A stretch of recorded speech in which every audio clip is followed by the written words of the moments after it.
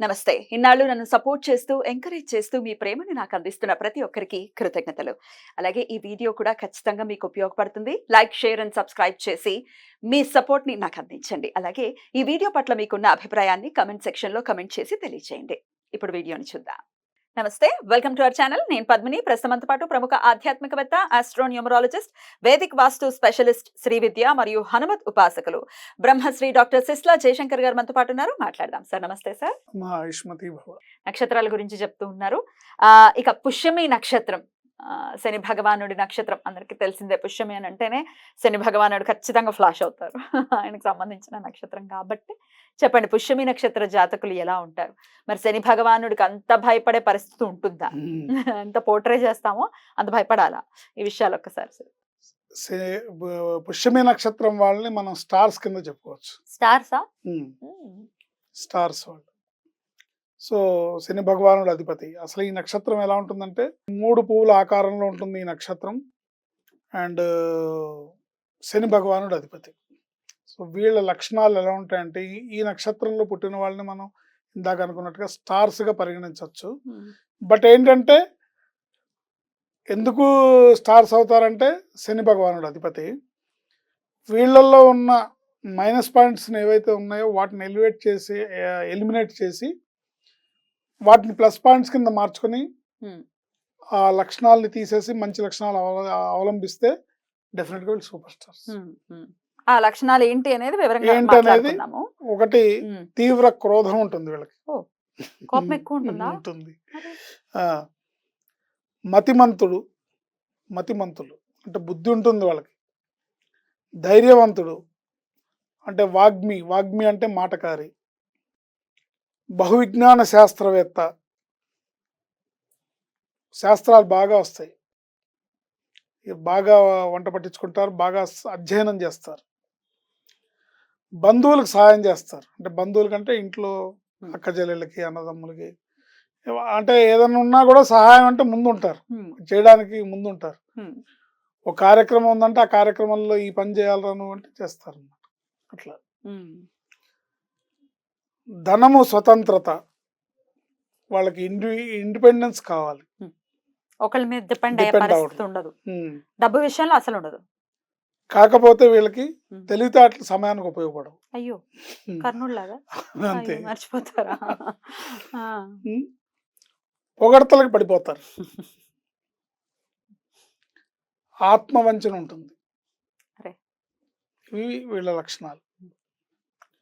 దీంట్లో 1వ పాదం వాళ్ళని తీసుకుంటే కాస్త జీర్ణకోశ వ్యాధి ఉంటుంది, కొంచెం కోపం ఎక్కువగా ఉంటుంది, దయ ఎక్కువగా ఉంటుంది, దయగలవాడు, 2 ఉంటాయి.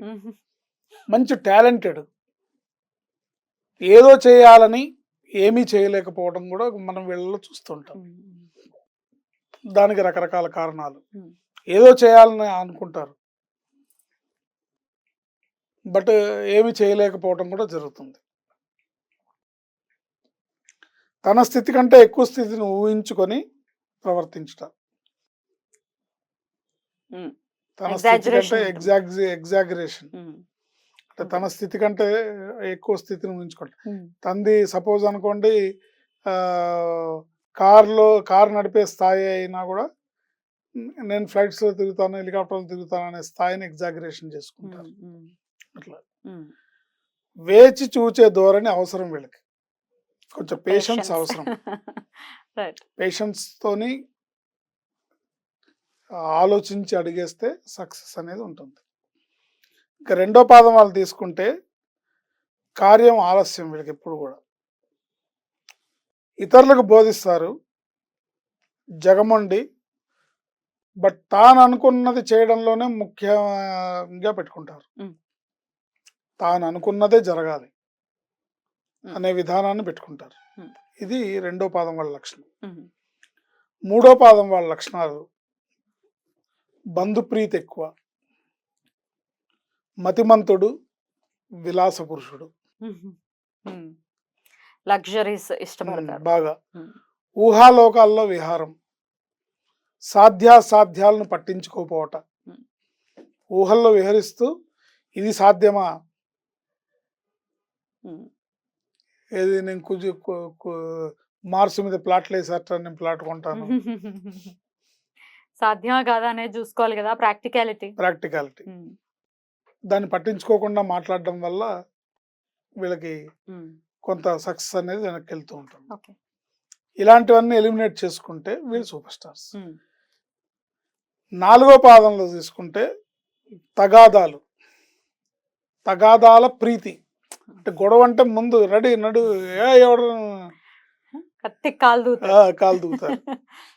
బాగా కోపం, కొంత స్త్రీ వ్యసనం, మూర్ఖులు, లేని దాన్ని ఉన్నట్లు ప్రదర్శించడం, ఇలాంటి లక్షణాలు ఉంటాయి.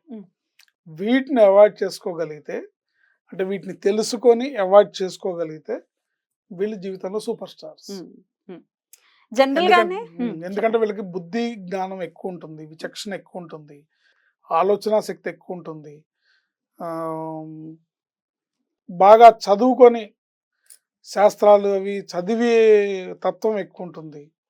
ఉన్నప్పుడు మిగతా మైనస్ పాయింట్స్ని ఎలిమినేట్ చేస్తే బ్రహ్మాండమైన స్థాయికి వీళ్ళు రీచ్ అవుతారు. డెఫినెట్లీ. శని భగవానుడి గురించి చెప్తే డిసిప్లైన్ ఇస్ అ మస్ట్ అని చెప్తూ ఉంటారు. ఇక ఆయనకు సంబంధించిన వ్యక్తులే కదా కాబట్టి డిసిప్లైన్ ఎంత వరకు ఉండాలి ఖచ్చితంగా వీళ్ళకి? డిసిప్లిన్ అనేది 100కి 100 పాళ్ళు ఉండాలి. దాంట్లో ప్రప్రథమంగా వీళ్ళకి ఉండాల్సిన లక్షణం ఏంటంటే, ఎనీ కాస్ట్ ఏమైపోనివ్వండి, మిన్ను మిరిగి మీద పడినివ్వండి, తల్లిదండ్రులను తోలనాడకూడదు. అది ఆ శని భగవానుడికి నచ్చదా? ఆయన అనుగ్రహాన్ని కోల్పోతారు ఎట్టి పరిస్థితుల్లో. ఇప్పుడు ఆయనకు అంతే కదా, వాళ్ళ నాన్న ఎవరన్నంటే ఊరుకోడు ఆయన. తండ్రికి ఈయనంటే ఇష్టం లేదు, నల్లగా ఉన్నాడు, కానీ ఈయనకి తండ్రి అంటే అమితమైన ప్రాణం. మరి ఇద్దరికి పడదు అది ఇది అంటారు, కానీ పడదు అంటే ఇదే రీజన్. నల్లగా పుట్టాడని కొంచెం ఒకంత కినుక వహించారు సూర్యనారాయణ.